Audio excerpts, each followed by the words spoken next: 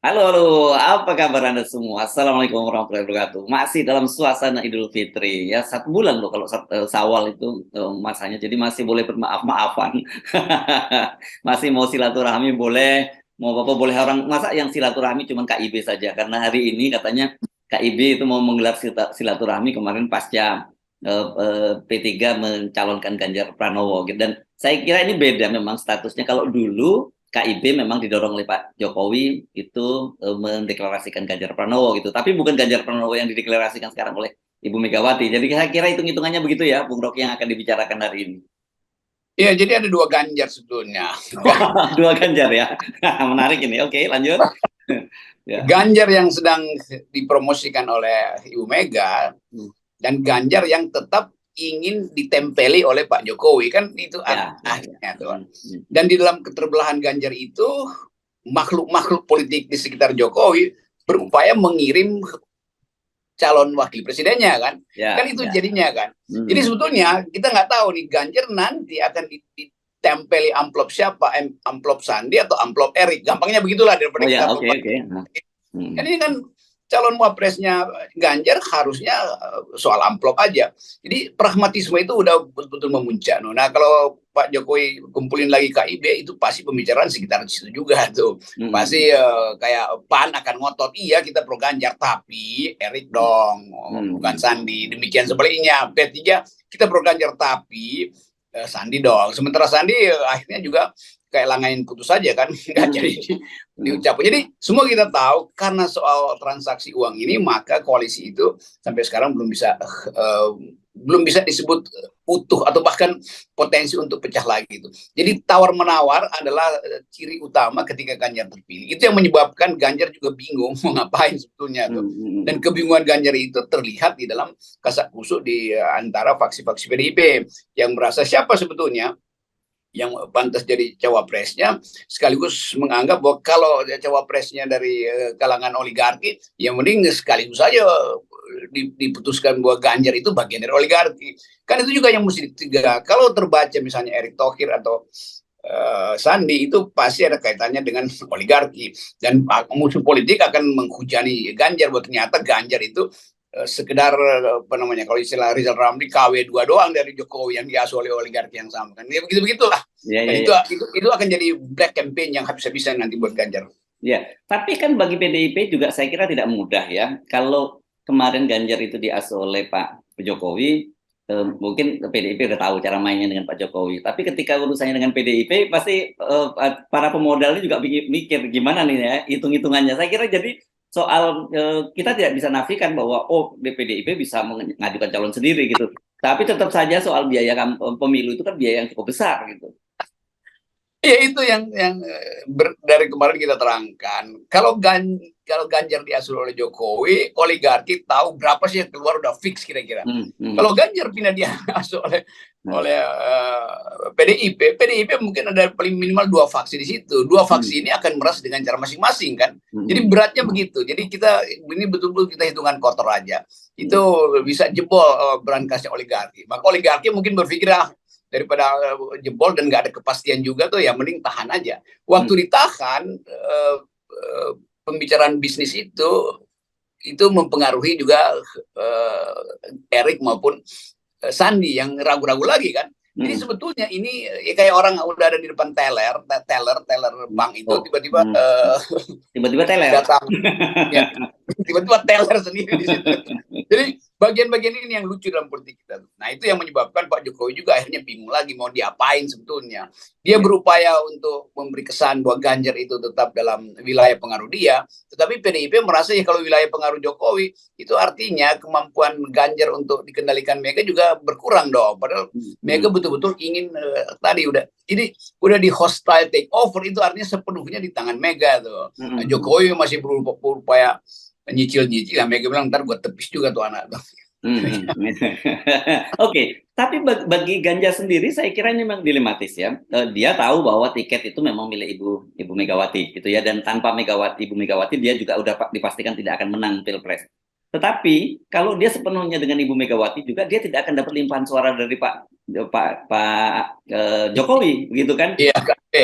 Ya padahal kan kita tahu bahwa suara PDIP itu juga nggak besar-besar amat gitu. Kalau kita kita lihat pemilu yang lalu itu cuma 19 sekian persen. Yang sekarang juga nggak lebih dari itulah survei. Masih di bawah 20% kalau sekarang PDIP. Itu pentingnya matahari jangan diterbitkan dari barat. Akhirnya dia tenggelam apa? Bahayanya begitu. Jadi saya kira kayak sekarang setelah 2-3 hari positioning Ganjar itu jadi lemah akhirnya karena soal yang barusan diterangkan.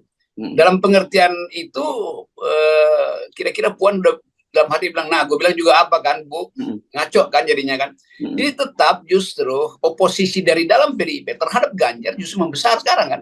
Karena dianggap bahwa Ganjar itu faktor yang akan merusak justru dan merepotkan untuk ngatur ulang tuh. Karena bagi PDIP dia mesti atur dulu di dalam dirinya sendiri, di internal PDIP faksinya mesti satu tuh.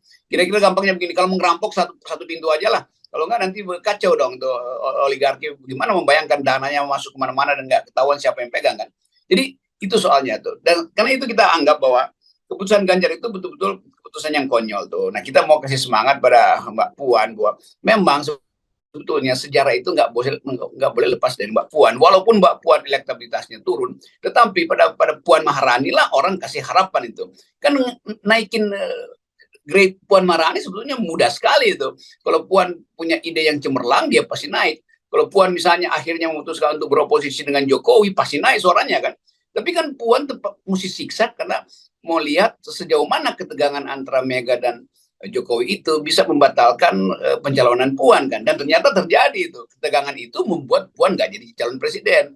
Kan Puan akhirnya mesti rumuskan dengan cara itu tuh.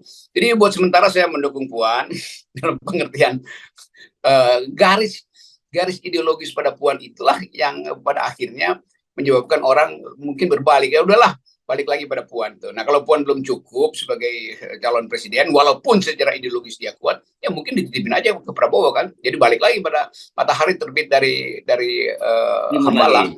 Ya, Hambalang kan di timur.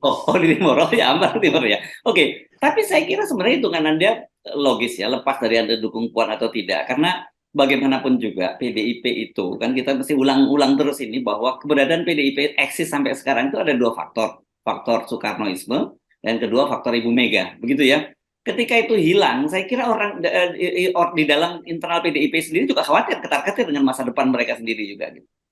Ya, itu yang udah seminggu kita ingatkan bahwa PDIP itu partai yang akan habis hancur begitu Ganjar kuasai PDIP. Itu artinya orang anggap ada faksi Jokowi walaupun 20% di situ. Ditambah dengan Erick Thohir itu ada faksi kapitalis. Ditambah dengan Sandi sama juga tuh. Lalu Soekarnoisme jadi mana? Kan marhainya di mana tuh? Banyak anak-anak kalangan GMNI misalnya yang menganggap tetap kita adalah partai ideologis berbasis pada marhainisme. Jadi hilang.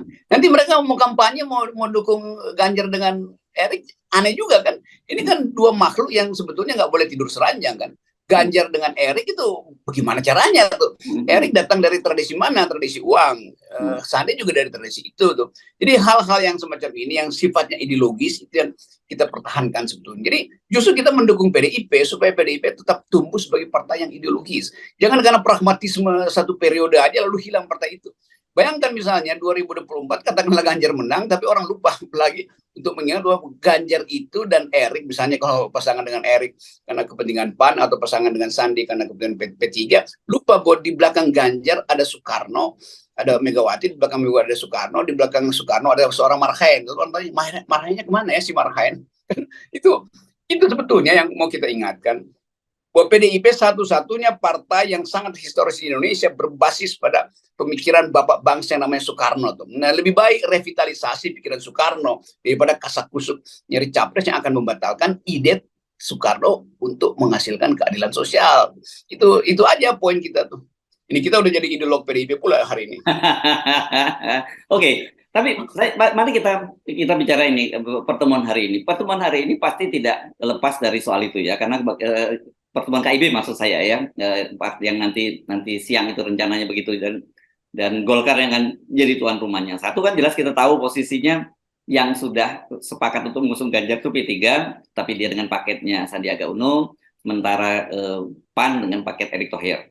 Tetapi kita tahu sementara Golkar tetap inginnya Erlangga Hartarto. Nah, tetapi kita tahu kan sekarang ini ngambang, nggak? Seperti Anda sebut tadi, Sandiaga Uno layangan putus. Kemarin ternyata tidak seperti yang dipikirkan banyak orang, tidak jadi itu diumumkan nama Sandiaga Uno. Kita boleh macam-macam lah tafsirnya itu ya. Dan yang lebih menarik lagi karena setelah itu Pak Mardiono, Ketua P3 menyatakan bahwa PLT Ketua Umum maksud saya, itu Sandi belum jadi kader.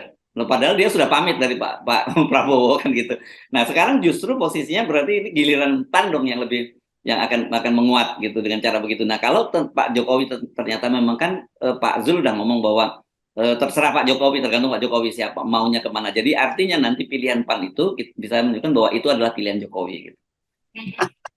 Oke, balik lagi sedikit soal Sandi ya. Soal Sandi gagal dicawapreskan ke Belum, PDIP. itu ditunda, jangan dibilang gagal dulu, ditunda dulu. Iya, ditunda artinya ada problem tuh. Kan yang kita mau tahu tuh karena dia ditunda artinya belum jadi, maka problemnya cuma dua, atau dia ditolak oleh PDIP, dikasih sinyal untuk ditolak karena dianggap ya itu juga nggak nambah apa-apa, atau masih ada problem dengan Gerindra, kan cuma itu soalnya kan. Kalau dari segi Sandinya sendiri, Sandi mau bergairah betul tuh untuk jadi cawapres sebagai investasi namanya dia ke masa depan. Jadi itu soalnya tuh. Dan kalau soal PAN itu, ya tentu saja saudara Julkas itu hanya berhitung secara sangat pragmatis. Kan investasi Erick Thohir di PAN kan udah menimbun, udah menggunung di situ kan. Nggak mungkin lagi orang semacam Jul itu berpikir di tempat yang lain. Berangkasnya udah penuh. Jadi sebetulnya itu intinya tuh. Tinggal sebetulnya dia mau kasih kesan bahwa ya Jokowi ya kasih kita aja lah.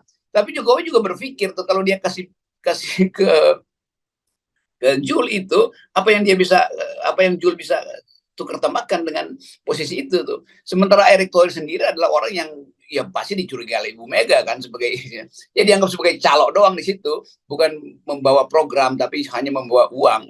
Jadi dan lebih parah lagi, Erick Thohir itu lebih dekat dengan Jokowi, dan karena itu Mega menganggap bahwa ini ada orang lain lagi yang mau disusupi di situ kan. Jadi kecurigaan itu yang menyebabkan kita nggak bisa dapat kepastian. Kenapa? Karena perkawinan ini perkawinan paksa dalam semua hal. Oke. Tapi jadi sebenarnya kalau Pak Zul lebih gampang bacanya ya. Bung Rom Yes. dia sendiri yang udah ngomong bahwa itu terserah Pak Jokowi mau kemana aja. Jadi artinya dengan nanti keputusan PAN seperti apa itu akan mudah kita membacanya ya. Nah, tapi yang jadi menarik kan berarti kalau begitu ini ngambang lagi dong ya. Siapa yang akan menjadi calon dari PAN itu. Wakil dari Ganjar Pranowo itu. Ya pasti ini soalnya ada pada kecemasan Jokowi sendiri kan.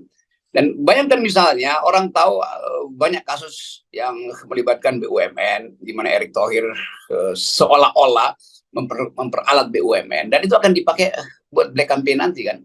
Jadi PDIP juga takut kalau misalnya kasus-kasus Erick Thohir itu dibongkar selama kampanye, itu dengan mudah drop Erick Thohir. Kenapa? Karena netizen itu mengintai Erick Thohir dari sejak awal itu. Perilaku politik Erick Thohir itu investasi di mana-mana tuh, di PKB segala macam tuh, bukan di PKB, di Ansor ya, bukan di PKB ya, di Ansor segala macam. Jadi itu yang membuat kita dari awal tahu bahwa ini orang-orang ini datang dengan ide untuk naikin dirinya sendiri, bukan dengan membawa satu ide dan pikiran. Jadi saya kira juga teman-teman di PDIP ada juga yang mewaspadai, jangan sampai calon wakil presiden Ganjar itu di minggu pertama udah dihajar oleh netizen tuh, dan itu dengan mudah itu menurunkan elektabilitas PDIP sendiri tuh. Kan netizen ini kekuatannya luar biasa tuh, dan semua orang akhirnya menganggap bahwa ya udah kita tunggu aja apa yang akan diucapkan nanti oleh seseorang yang menguasai data lalu bocor di Twitter segala macam tuh. Itu susah dipadamkan nanti kalau api itu muncul. Kalau Pak Jokowi yang udah nggak punya kekuatan untuk memadamkan hal semacam itu. Jadi kira-kira Jokowi udah menganggap ya anything goes lah. Siapapun yang jadilah. Cuman dia mau memperalat atau memanfaatkan kekuatan dia terakhir dengan mengintai jangan sampai Ganjar sepenuhnya dikuasai oleh Megawati. Ya, oke. Jadi sekarang ini kita ulang lagi, walaupun PDI itu sekarang sudah tidak jomblo karena ada partai-partai yang sudah mendukung, partai parlemen itu P3, Kemudian yang non parlemen kan ada Hanura dan PSI. Kalau PSI ini lebih lucu lagi, dia walaupun dia dukung pasti dia tidak akan berani ketemu dengan PDIP ya. Ketemunya malah ketemu dengan Erlangga Hartarto dia. Tapi tetap saja belum belum aman ya posisinya, karena kita sebut juga kalau toh didukung oleh PDIP, oleh P3, P3 itu gerbong kosong. Sementara Hanura yang namanya partai non parlemen, begitu juga dengan PSI. Iya, buat PDIP begitu Ganjar ditetapkan di situ, maka partai-partai yang lain dianggap ya laler doang gitu. PSI ya laler, Hanura ya laler, P3 ya laler.